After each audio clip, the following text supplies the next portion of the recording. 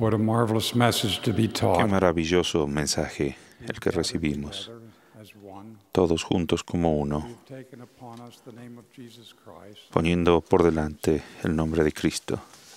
One of the questions we would ask, Una de las preguntas que yo tengo, if we have that love of the Savior, would someone want to be an antagonist or to attack us? Recently, La pregunta es, ¿por qué entonces, si somos ejemplos del Salvador, hay gente que desea atacarnos? one sister asked, why doesn't the church defend itself more actively? y una de las hermanas preguntó, ¿por qué la Iglesia no se defiende más activamente cuando recibe acusaciones? Para responderle diría que una de las grandes pruebas de la mortalidad es cuando se cuestionan o critican nuestras creencias. Pero en esos momentos quizá queramos responder en forma agresiva, levantar los puños. Pero esas son oportunidades importantes para detenernos, orar y seguir el ejemplo del Señor. Recuerden que Jesucristo mismo fue despreciado y rechazado por el mundo, y en el sueño de ley, los que se dirigían hacia el Salvador sufrieron burlas y fueron señalados con el dedo. Jesús dijo, el mundo aborreció a mis discípulos porque no son del mundo, como tampoco yo soy del mundo. Al responder a nuestros acusadores como lo hizo el Salvador, no solo somos más como Cristo, sino que también invitamos a los demás a sentir su amor y los invitamos a seguirlo. Para responder como lo hizo Él, lo haría con una fórmula. El Salvador respondió de manera diferente en cada situación. Cuando compareció ante el malvado Herodes, él permaneció callado. Estando ante Pilatos, dio un sencillo testimonio. Y frente a los cambistas que profanaban el templo, ejerció su responsabilidad divina de preservar y proteger lo que era sagrado. Al ser levantado en la cruz, también respondió en una forma incomparable. Padre, perdónalos, ellos no saben lo que hacen. Algunas personas equivocadamente piensan que reacciones tales como el silencio, la mansedumbre, el perdón y expresar un humilde testimonio son respuestas débiles o pasivas, pero el amar a nuestros enemigos, bendecir a los que nos maldicen y hacer el bien a los que nos aborrecen y orar por los que nos ultrajan y nos persiguen, requiere fe, fortaleza y más que todo valor cristiano.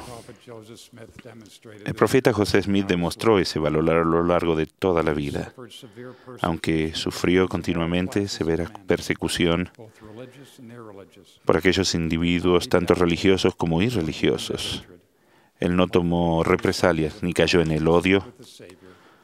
Como un verdadero discípulo de Cristo, siguió el ejemplo del Salvador al amar a los otros en una forma compasiva. Eso es valor cristiano. Cuando no decidimos vengarnos, cuando ofrecemos la otra mejilla, dominamos la ira, también estamos siguiendo el ejemplo del Salvador y manifestamos su amor, que es el único poder puede someter al adversario. Eso no es debilidad, eso es valor cristiano.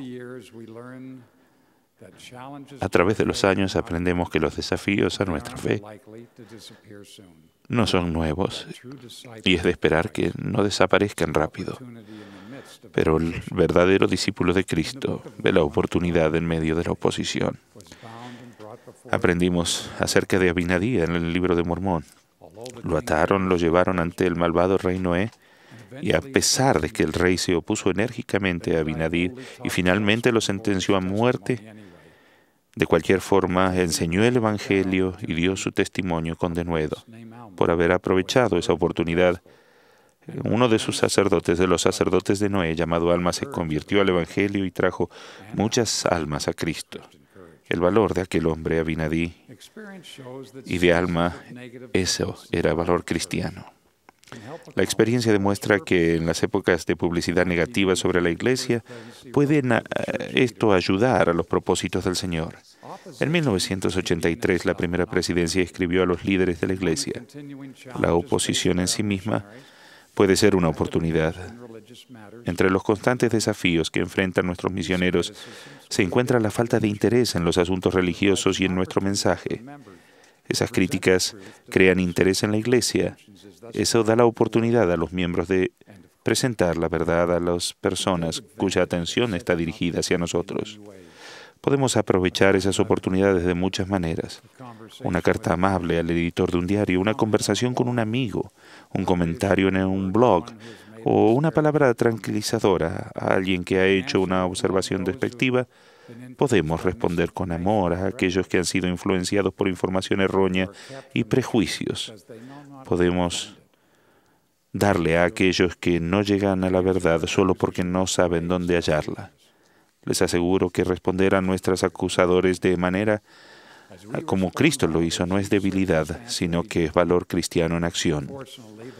Al responder a los demás, cada circunstancia será diferente. Afortunadamente, el Señor conoce el corazón de nuestros acusadores y cómo podemos responderles de la manera más eficaz. Podemos, a medida que los verdaderos discípulos buscan la guía del Espíritu y reciben la inspiración específica para cada situación. Y cada situación los verdaderos discípulos responden de un modo que invita al Espíritu del Señor.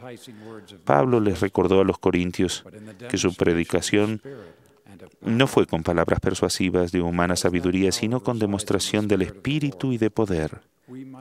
Ya que ese poder reside en el Espíritu del Señor, nunca debemos contender cuando hablamos de nuestra fe. Como casi todos los misioneros aprenden, el discutir sobre la doctrina valiéndose de la Biblia siempre aleja el Espíritu. El Salvador ha dicho: aquel que tiene el espíritu de contención no es mío. Más lamentable que la acusación cristiana, ruego que nuestras conversaciones con los demás siempre sean de características especiales por medio de los frutos del Espíritu: amor, gozo, paz, paciencia, benignidad, bondad, fe, mansedumbre y templanza. El ser manso, según lo define el diccionario, es manifestar paciencia y longanimidad, soportando agravios sin resentimiento. La mansedumbre no es debilidad, es un símbolo de valor cristiano. Eso es de especial importancia al relacionarnos con miembros de otras denominaciones cristianas. Con toda seguridad, nuestro Padre Celestial se entristece y el diablo se ríe cuando discutimos en forma contenciosa acerca de las diferencias doctrinales con nuestros vecinos cristianos. Eso no quiere decir que debamos transigir en nuestros principios o debilitar alguna de nuestras creencias. No podemos cambiar la doctrina del Evangelio restaurado, aunque enseñarla y obedecerla haga que no seamos populares a los ojos del mundo. Sin embargo, aun cuando sintamos que debemos enseñar la palabra de Dios con denuedo, debemos orar para ser llenos del Espíritu Santo. No debemos confundir el denuedo con la versión de la que usa Satanás, que realmente se llama altivez. Los verdaderos discípulos hablan con confianza serena y no con orgullo jactancioso. Como verdaderos discípulos, nuestra preocupación principal debe ser el bienestar de los demás, no comprobar que tenemos la razón. Las preguntas y las críticas nos dan la oportunidad de tender la mano a los demás y demostrarles que ellos son importantes para nuestro Padre Celestial y aún para nosotros. Nuestro objetivo debe ser ayudarlos a comprender la verdad, no defender nuestro amor propio ni ganar puntos en un debate teológico. Nuestro testimonio sincero es la respuesta más poderosa que podemos dar a nuestros acusadores, y ese testimonio solo puede nacer del amor y la mansedumbre. Deberíamos ser como Edward Partridge, de quien el Señor dijo: su corazón es puro delante de mí porque es semejante a Natanael, aquel de la antigüedad en quien no hay engaño. Que no haya engaño significa poseer la inocencia de un niño y ser lento en ofenderse y presto en perdonar. Esas cualidades se aprenden primero en el hogar y la familia y se aplican en todas nuestras relaciones. El que no haya engaño es reconocer nuestra culpa primero. Cuando se nos acusa, debemos preguntar lo que los apóstoles del Señor preguntaron. ¿Soy yo, Señor? Si escuchamos la respuesta del Espíritu, podemos, cuando sea necesario, hacer correcciones, pedir disculpas, buscar el perdón y hacer las cosas mejor. Sin engaño, los verdaderos discípulos evitan juzgar indebidamente los puntos de vista de los demás. Muchos de nosotros hemos cultivado lazos fuertes de amistad con personas que ahora no son miembros de la Iglesia, compañeros de escuela, de trabajo, amigos, vecinos en todo el mundo. Nosotros necesitamos de ellos y ellos de nosotros. Como enseñó el presidente Thomas S. Monson, aprendamos a respetar a los demás. Ninguno de nosotros vive solo, ni en nuestra ciudad, ni en nuestra nación, ni en el mundo. Como lo demostró el Salvador frente a Herodes, a veces los verdaderos discípulos deben mostrar valor cristiano al no decir nada. Una vez, cuando estaba jugando golf, apenas rocé un cactus cholla grande que parece lanzar púas, como un puercoespín. Se me pegaron púas en toda la ropa, aun cuando apenas lo había rozado. Algunas situaciones son como esa planta. Lo único que hacen es lastimarnos. En esos casos es mejor mantenerse a distancia y simplemente alejarnos. Al hacerlo, algunos tratarán de provocarnos y comenzar una discusión. En el libro de Mormón leemos que Leonti y sus hombres acamparon en un monte. El traidor Amaliquía instó a Leonti a que bajara y se reuniera con él en el valle. Pero cuando Leonti bajó del lugar alto, fue envenenado poco a poco, hasta que murió, y su ejército quedó bajo el mando de Amaliquía. Con argumentos y acusaciones, algunas personas nos instan a dejar el lugar alto y unirnos a ellos en una riña teológica en el lodo. Estas pocas personas contenciosas están resueltas a iniciar disputas religiosas, ya sea en línea o en persona. Siempre es mejor quedarse en el terreno alto y del respeto y el amor mutuo. Al hacerlo, seguimos el ejemplo del profeta Nehemías, que construyó un muro alrededor de Jerusalén. Los enemigos de Nehemías le suplicaron que les hiciera frente en la llanura donde ellos pensaban hacerle el mal. Pero a diferencia de Leonti, Nehemías sabiamente rechazó la oferta con este mensaje. Yo hago una gran obra y no puedo ir, porque cesaría la obra, dejándola yo ir a vosotros.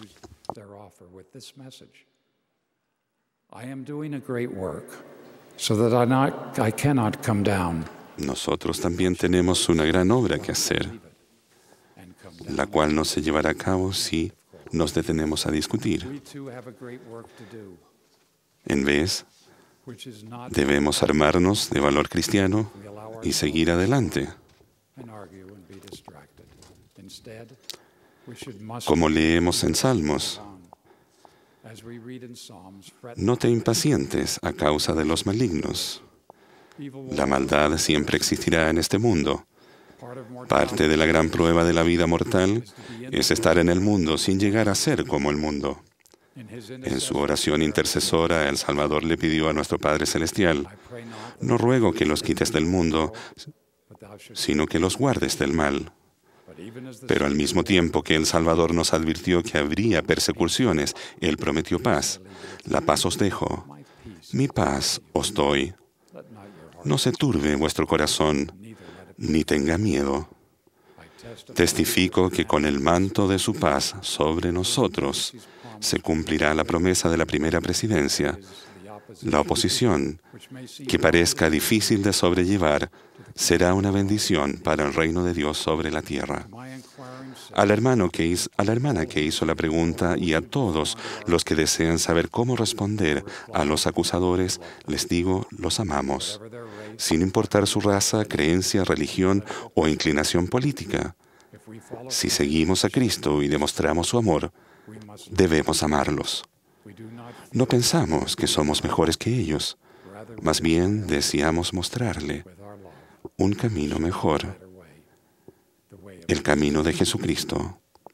Su camino nos conduce a la puerta del bautismo, al sendero estrecho y angosto de una vida recta y al templo de Dios. Él es el camino y la verdad y la vida. Solo por medio de Él podemos nosotros y todos nuestros hermanos y hermanas heredar el mayor don que podamos recibir, la vida eterna y la felicidad eterna. Ayudar a los demás, ser un ejemplo para ellos, no es una tarea para débiles, es solo para los fuertes. Es una tarea para ustedes y para mí, los santos de los últimos días, que pagan el precio de ser un discípulo al responder a nuestros acusadores con valor cristiano. Concluyo con el testimonio de Mormón, que también es el mío.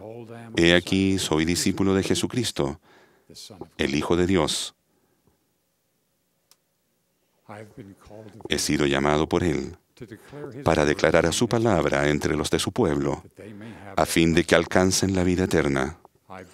Dejo mi testimonio especial de Él, que nuestra vida puede ser eterna, porque su amor es eterno.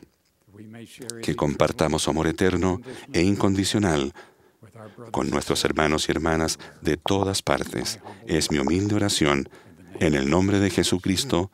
Amén.